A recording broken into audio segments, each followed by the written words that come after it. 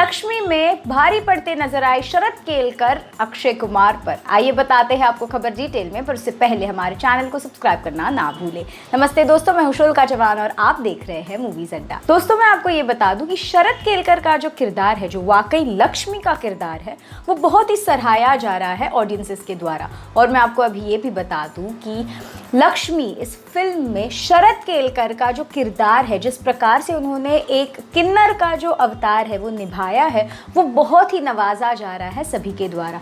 मैं आपको ये भी बता दूं दोस्तों कि अक्षय कुमार को क्यों एक तरीके से क्या कह सकते हैं ओवर शैडो करते हुए नजर आ रहे हैं शरद केलकर। इसमें सिर्फ 3 ही रीजंस हैं जो मुझे लगते हैं। एक तो ये है कि एक सरप्राइज एलिमेंट के साथ बाहर आए हैं शरद केलकर।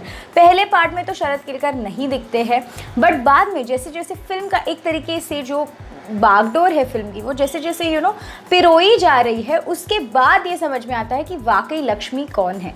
लक्ष्मी यानी शरद केलकर का जो कैरेक्टर है वो बहुत ही खूबसूरत तरीके से लिखा भी गया है, और जिस तरीके से शरद केलकर ने उसको निभाया है वो बहुत ही ज़्यादा काबिल तारीफ़ है। और मैं आपको ये भी बता दूँ दोस्तों कि जो लुक्स है, अब ये दूसरा पॉइंट है कि जो लुक्स है, यानी अक्षय कुमार और शरद केलकर के दोनों के लुक्स अगर आप कंपेयर करेंगे तो आप खुद भी ये कहेंगे कि शरद केलकर का जो लुक है वो भा रहा है, और उसी के साथ साथ शरद केलकर का जो लुक है वो बहुत ज़्यादा कन्विंसिंग लग रहा है। ये मुझे भी लगता है। अब मैं आपको तीसरा रीज़न बता दूँ। तीसरा और मेन रीज़न ये है कि शरद केलकर की जो आवाज़ है, जो पिच है उनके आवाज़ का, वो बहुत ही ब्यूटीफुल सा पिच है। क्योंकि अगर आप वॉइस इंडस्ट्री में देखेंगे तो शरद केलकर का नाम हमेशा से ऊपर रहा है एक वॉइस आर्टिस्ट के तौर पे भी। जैसे कि हम सभी जानते हैं बाहुबली में प्रभास का जो वॉइस ओवर है, हिंदी वॉइस ओवर, वो किया गया था शरद केलकर के द्वारा, और सभी को ये लग रहा था कि ये जो वॉइस है वो वाकई प्रभास की ही सच्ची आवाज़ है, पर ऐसा नहीं था। शरद केलकर उस आवाज़ के पीछे थे। और मैं आपको ये भी बता दूं कि जिस तरीके से एक पिच पकड़ा है शरद केलकर ने, फिर वो चाहे गुस्से में बात कर रहे हो, या फिर वो प्यार से बात कर रहे हो, या फिर वो अपनी जो एक इमोशंस है वो ज़ाया करते हुए क्यों ना नज़र आए, उन्होंने वो जो पिच है वो छोड़ा नहीं है। बहुत अच्छी तरीके से एक आवाज़ उन्होंने ढाल के रखी है इस कैरेक्टर में। और मैं आपको ये भी बता दूं कि दोस्तों जिस तरीके से शरद केलकर का एक जो चाल चलन है, उनकी जो एक पर्सनैलिटी है, वो ब्रॉड भी है शोल्डर्स में, बट वो he is like very good. वो उनका जो कैरेक्टर है वो बहुत कन्विंसिंग लगा।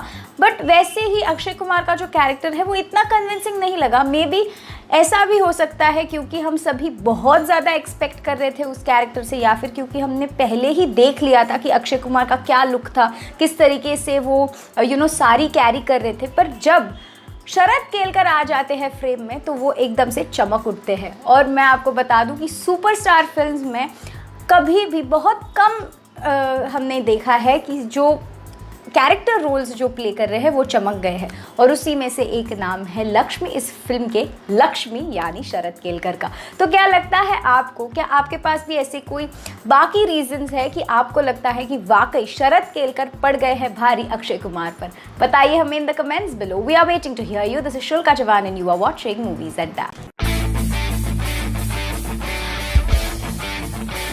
नॉमिनेटेड कंटेस्टेंट रुबीना दिलेक शायद हो जाएंगी इस हफ्ते बेघर। आइए बताते हैं आपको खबर डिटेल में, पर उससे पहले हमारे चैनल को सब्सक्राइब करना ना भूलें। नमस्ते दोस्तों, मैं शुल्का जवान और आप देख रहे हैं मूवीज अड्डा। दोस्तों मैं आपको ये बता दूं कि बिग बॉस सीजन 14 के घर में अब सीन पलटेगा। ये जो टैगलाइन है इस सीजन की, वो वाकई एकदम बराबर से यूज़ करते हुए नज़र आ रहे हैं हमारे बिग बॉस। और मैं आपको ये बता दूं कि रुबीना दिलेक जो है शायद वो हो जाएंगी बेघर इस हफ्ते। क्योंकि दोस्तों मैं आपको बता दूं कि बिग बॉस यानी बीबी अदालत के हिसाब से फराह खान ने नॉमिनेट कर दिया था शार्दुल पंडित को, और वहीं पर जब कुर्बानी टास्क आई तब जैस्मिन ने अपने बेस्ट फ्रेंड एली गोनी को सेव करने के टाइम दे दी थी रुबीना की कुर्बानी, और रुबीना हो गई थी नॉमिनेट। जी दोस्तों, तो अब ये तीसरी बार है कि रुबीना जो है वो नॉमिनेशंस फेस करने वाली है। और मैं आपको ये बता दूं कि शायद ऐसा, अगर सोर्सेस की मानी जाए तो मैं बता दूं आपको कि रुबीना घर से बेघर तो हो जाएगी बट वो अपने घर नहीं जाने वाली। वो रहने वाली है बिग बॉस के ही घर में, पर एक सीक्रेट कमरे में। जी दोस्तों, एकदम ऐसा कमरे में वो रहने वाली है कि जहाँ से वो सब पर, यानी जो भी सदस्य घर के अंदर है उन पर रख पाएंगी नज़र।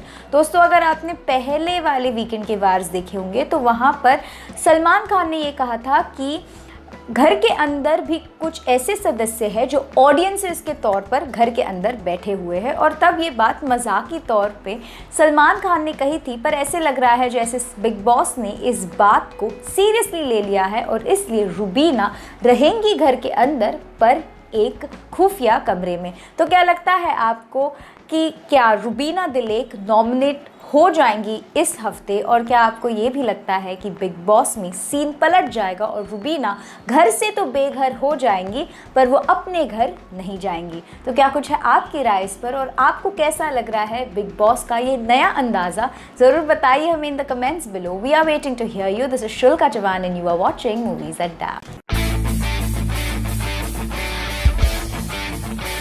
नॉमिनेशन टास्क के दौरान फिर एक बार उभर आया एजाज का प्यार पवित्रा पर। आइए बताते हैं आपको खबर डिटेल में, पर उससे पहले हमारे चैनल को सब्सक्राइब करना ना भूलें। नमस्ते दोस्तों, मैं हूं शुल्का चौहान और आप देख रहे हैं मूवीज अड्डा। दोस्तों, मैं आपको ये बता दूं कि नॉमिनेशन टास्क यानी कुर्बानी टास्क जिसका नाम था, उसमें ये देखा गया कि किस तरीके से हर सदस्य को अपनी एकदम कीमती चीज़ को कुर्बान करना था किसी और सदस्य को नॉमिनेशन से बचाने के लिए। अब बारी आई पवित्र पूनिया और एजाज खान की, और एजाज खान को ऐसी कुर्बानी देनी थी पवित्रा को सेव करने के लिए। जी दोस्तों, अब पवित्रा को सेव करने के लिए आखिरकार एजाज खान ने क्या ही किया। एजाज खान को बिग बॉस के द्वारा ये कहा गया था कि उनकी जो फ़ोटो फ्रेम है जिसमें उनके डॉग्स की फ़ोटोज़ है और जो उनके लिए बहुत ही प्रिय है, उनके बहुत ही फेवरेट फ़ोटो फ्रेम है जो वो लेके आए थे। और जैसे हम सभी जानते हैं कि बिग बॉस के घर में सभी लोग एकदम कोई ना कोई कीमती चीज़, जो जिस चीज़ को वो उसके बिना नहीं रह सकते, उस चीज़ को वो साथ ले आते हैं बिग बॉस 14 के घर, या फिर बिग बॉस के घर हम बोल सकते हैं। तो ऐसी ही चीज़ है एजाज खान की उस पोर्ट्रेट की, और उस पोर्ट्रेट को जलाना यानी नष्ट करने कहा गया था बिग बॉस के द्वारा एजाज खान को। उसी से पवित्रा सेव होने वाली थी। अब पवित्रा ने सिर्फ उनको ये कहा कि देखिए, अगर आपको लगता है तो आप कीजिए, पर जैसे ही एजाज खान एकदम से रो पड़े और फाइनली उन्होंने उस फोटो फ्रेम को देखकर ये कहा कि सॉरी बॉयज़, और वो जा करके उस फोटो फ्रेम को नष्ट कर रहे थे, तब पवित्रा ने इतने जोर से रो दिया कि वो कहती है एजाज से, यार मत कीजिए मत कीजिए मत कीजिए। बिकॉज इस तरीके से इन दोनों का ये जो प्यार है वो दिखाई दिया किस तरीके से एजाज खान ने अपनी कीमती चीज़ को आसानी से कुर्बान कर दिया पवित्र पूनिया को। तो वहीं पर पवित्र पूनिया को महसूस हुआ कि आखिरकार कितनी ही कीमती चीज़ को एजाज ने कुर्बान किया है सिर्फ और सिर्फ पवित्रा के सेव होने के लिए। तो क्या कुछ आपकी राय कैसी लगती है आपको पवित्रा और एजाज की जोड़ी, और इन दोनों की ये जो तीखी मीठी जोड़ी है उस बारे में आपका क्या ख्याल है? जरूर बताइए हमें in the comments below. We are waiting to hear you. This is शुल्का Chauhan and you are watching movies अड्डा।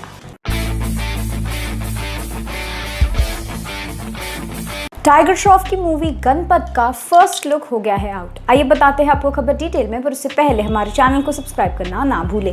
नमस्ते दोस्तों, मैं हूं शुल्का चौहान और आप देख रहे हैं movies Adda.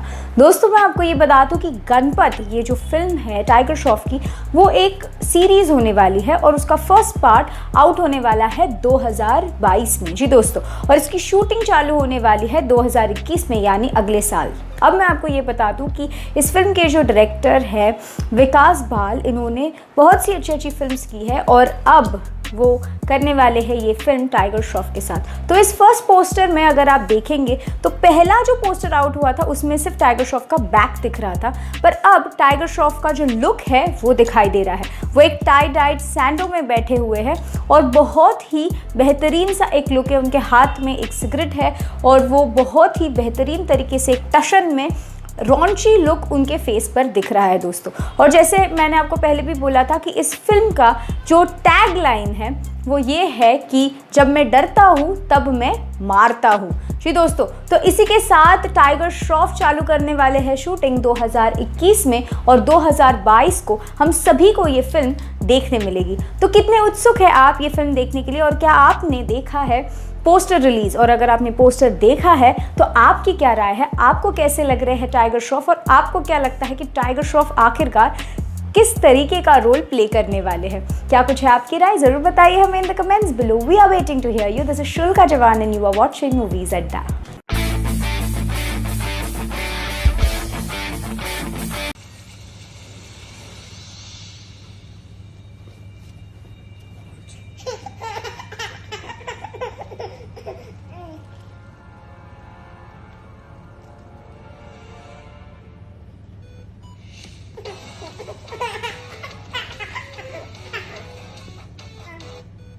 I am determined to prove the villain.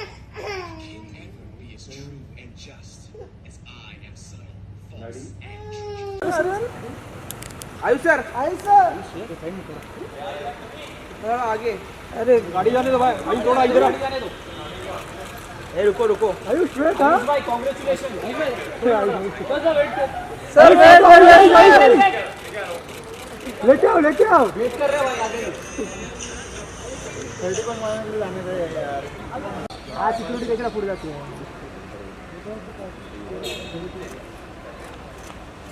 अरे ये हम क्या पहले बोलते हैं। अभी इधर ये देख थोड़ा